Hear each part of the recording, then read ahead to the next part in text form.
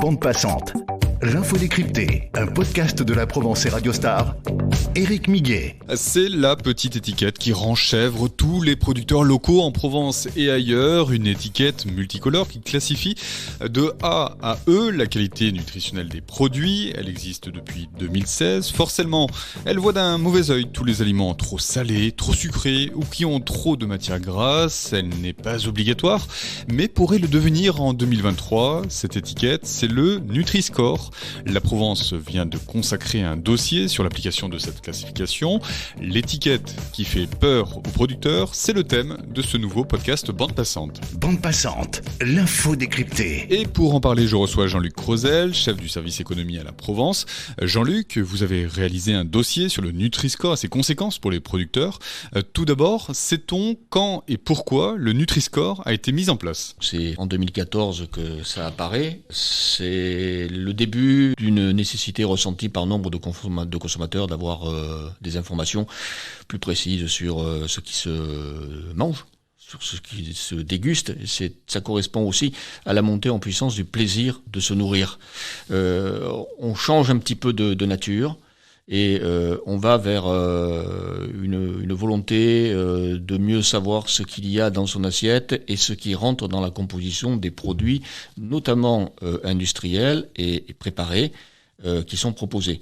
C'est un professeur, le professeur Erkberg, qui a porté ce projet. C'est lui qui l'a porté, je crois que c'est à la demande de la Commission européenne. Il y a effectivement la nécessité d'avoir des outils d'appréciation qui soient harmonisés au niveau de l'Union européenne, pas simplement en matière d'agroalimentaire, mais dans plein d'autres domaines, et donc celui-ci en fait partie. Très facile à comprendre, le Nutri-Score présente 5 lettres, A, B, C, D et E. La première lettre est en vert, la dernière en rouge. Le vert salue la qualité nutritionnelle d'un produit, le rouge émet des réserves. Jean-Luc, ce Nutri-Score prend la forme d'une étiquette. C'est une étiquette qui peut être collée, c'est quelque chose qui peut être directement imprimé également sur l'emballage des produits qui sont concernés. Je dis ça parce que c'est volontaire. Aujourd'hui, rien n'impose à un industriel d'utiliser son Nutri-Score. On est toujours dans une démarche de « je veux parce que j'ai un souci de transparence parce que les consommateurs me le demandent ». Est-ce que lors de la mise en place du Nutri-Score, un certain type de produits alimentaires était en priorité concerné ? Dans l'absolu, on peut dire que c'est tous les produits, dès lors qu'ils sont industriels, c'est-à-dire transformés. En gros, ce qui est visé, c'est les plats cuisinés. C'est là où se pose l'essentiel du problème.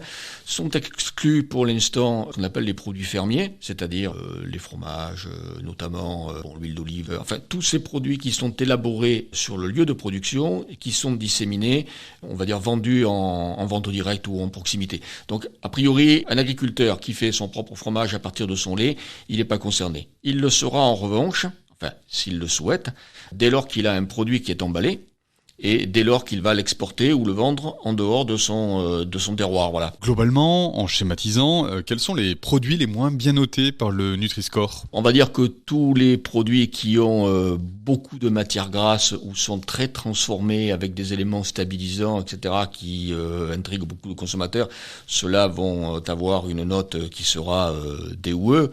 En revanche, c'est vrai que les fruits ou les produits à base de légumes, les produits végétariens, on va dire, sont considérés comme étant en lettres très claires, donc le A ou le B. Des lettres qui ne laissent pas les consommateurs indifférents. En 2019, le cabinet Nielsen constate une légère progression des ventes pour les produits classés A et B. À l'inverse, les produits classés C et D sont moins vendus. Cette étude porte sur 92 000 produits. Pour aller plus loin, l'Agence nationale de santé publique réalise une étude de notoriété sur le Nutri-Score. Alors, juste sur ce point, une petite aparté peut-être. Le domaine du Nutri-Score est considéré comme étant à impact sanitaire en France.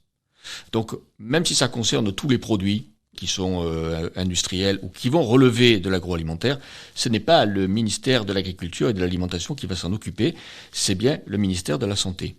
Et donc là, il y a une espèce de particularisme qui va expliquer le pourquoi de la grogne ou des inquiétudes qui vont se dessiner par la suite. Et Jean-Luc, les résultats de l'étude de notoriété sont assez clairs. Il est clair que si je regarde, on voit que près de 93% des gens aujourd'hui, en tout cas plus de 90%, déclarent s'intéresser au Nutri-Score et qui sont quand même près de la moitié, plus de 50%, à commencer à dire je vais suivre les indications qui me sont rapportées. Ces indications sont des informations.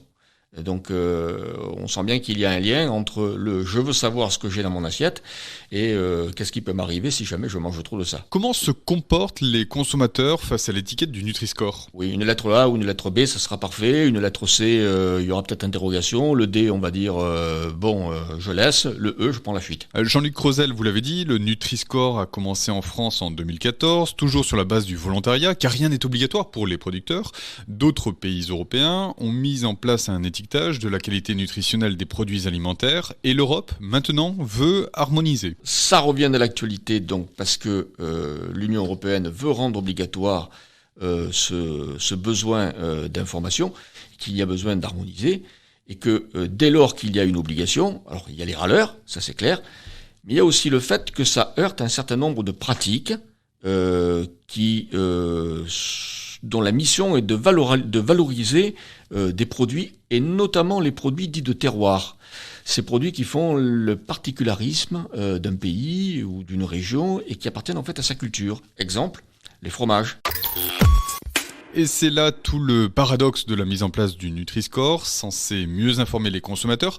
Il risque de dresser un bonnet d'âne aux produits de terroir, ces mêmes produits qui ont des procédés de fabrication bien particuliers.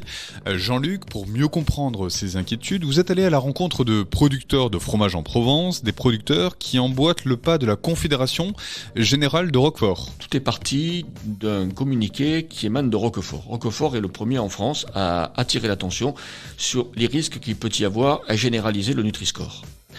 Alors, qu'on soit bien clair, ils disent pas « j'en veux pas ». Ils disent simplement « le Nutri-Score est imparfait ». Il est imparfait, pourquoi ? Parce qu'il se heurte à deux autres labels, on va dire, qui sont...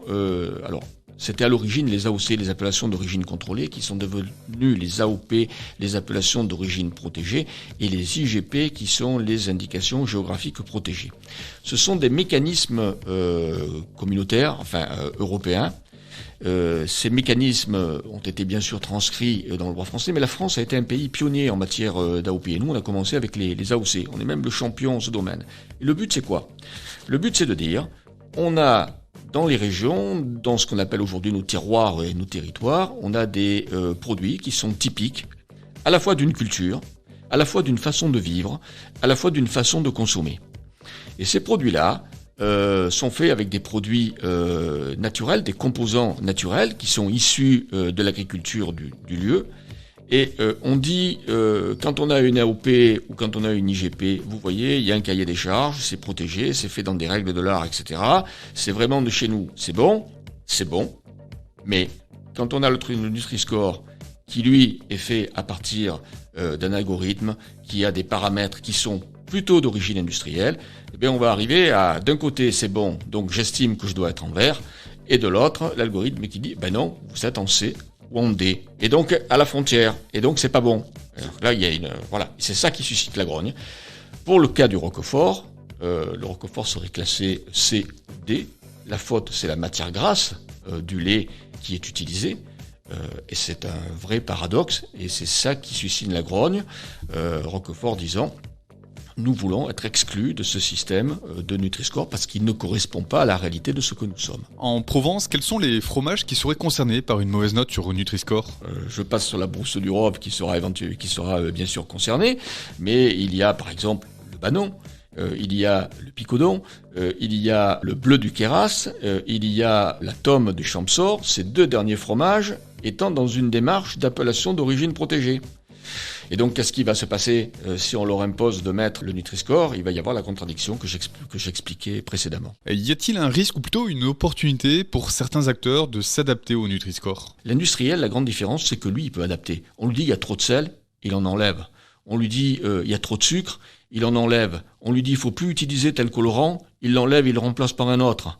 L'industriel, il a une date de péremption. Bande passante, l'info décryptée. Au cours de votre enquête, vous avez également rencontré un producteur de yaourt dans le pays d'Aubagne. Comme pour les producteurs de Roquefort, il n'est pas contre le Nutri-Score, mais il demande une alternative. Explique qu'il va falloir trouver des contre-arguments.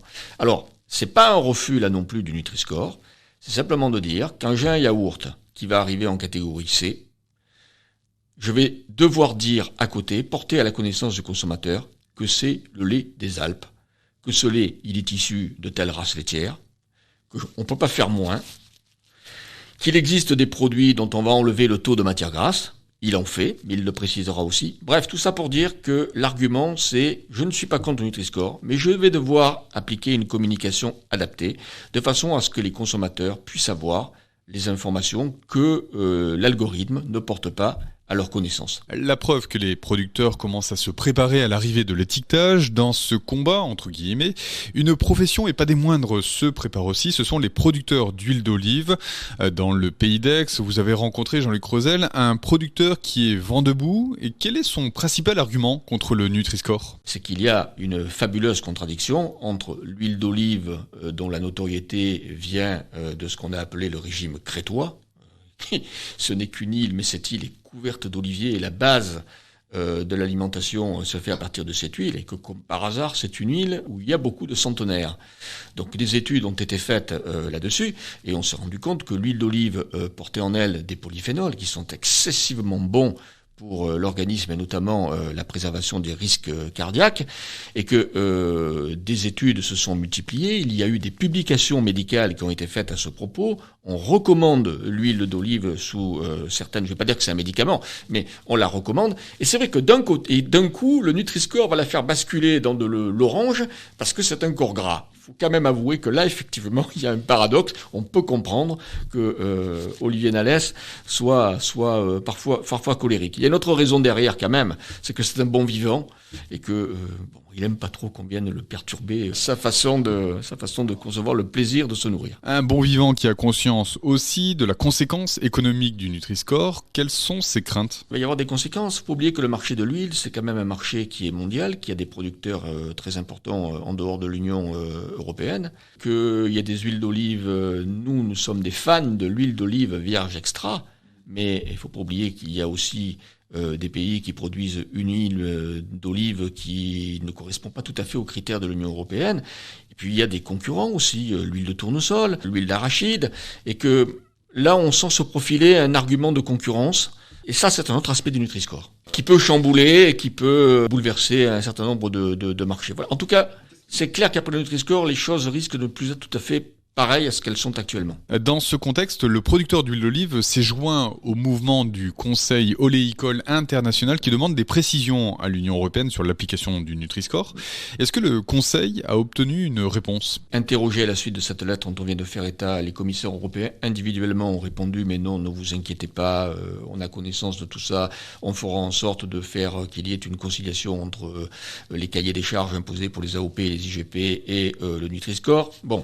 Ça, ce sont des paroles.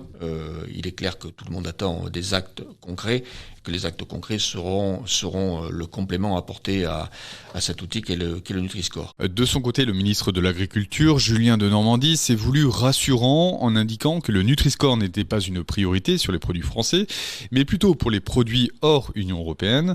Reste que toutes les inquiétudes ne sont pas balayées. Il y a un point qui inquiète quand même les petits producteurs de fromage fermier ou d'huile d'olive, etc. C'est que certains en France, qui sont toujours beaucoup plus sévères que ce qu'on peut imaginer au niveau européen, disent « Ah mais dès lors que vous serez dans la catégorie D ou la catégorie E, vous n'aurez plus le droit de faire de la publicité. » Peut-on imaginer une seconde qu'un producteur de fromage, de Banon, de Picodon ou de bleu du Queyras ou de Brousse du Rove ou de Tom du Champsor ne puisse plus faire de la publicité parce que il sera catalogué en raison de la nature même de son lait. Et là, les gens ne comprennent pas. Voilà. Jean-Luc Crozel, on le voit dans ce débat, beaucoup ont des avis très tranchés sur la question du Nutri-Score, un débat qui nourrit aussi de l'incompréhension. Voilà, la vérité, elle est détenue par personne. Ce sont des outils, et comme tous les outils, il faut les prendre à leur juste valeur. Mais après, il y a un libre arbitre, et c'est au consommateur de faire son choix. C'est pas si évident que ça, être consommateur. Ça suppose qu'on aille à l'école tous les jours aussi, pour apprendre ce qu'il y a, qu'on soit curieux de tout ce qu'il puisse avoir, et qu'on lise les journaux aussi pour ça. Merci Jean-Luc Crozel pour ces explications, précisions sur les conséquences du Nutri-Score, notamment pour les producteurs. Je rappelle que votre dossier sur le sujet est à retrouver sur laprovence.com, un site sur lequel vous pouvez également retrouver tous les podcasts de Bande Passante.